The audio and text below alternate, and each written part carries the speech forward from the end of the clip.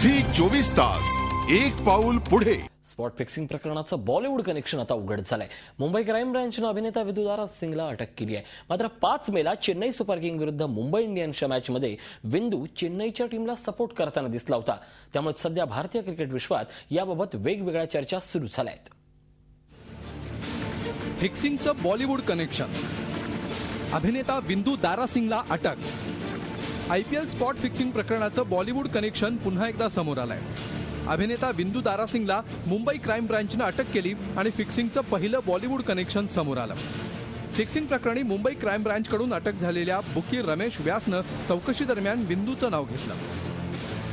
बुकी आणि क्रिकेटपटू यांच्यातला मध्यस्थ असल्याचं बोललं जात आहे। मुंबईत झालेल्या चेन्नई सुपर किंग्स विरुद्ध मुंबई इंडियन्सच्या मॅचमध्ये विंदू टीम इंडियाचा कॅप्टन महेंद्रसिंग धोनीची पत्नी साक्षी सिंग रावत सोबत चेन्नईच्या टीमला चीअर करताना दिसला। फिक्सिंग प्रकरणी आतापर्यंत क्रिकेटर आणि बुकींनाच अटक झाली। विंदूला अटक झाल्यानंतर फिक्सिंगचं बॉलिवूड कनेक्शन उघड झालंय।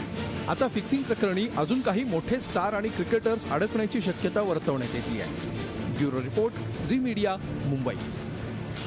झी 24 तास एक पाऊल पुढे।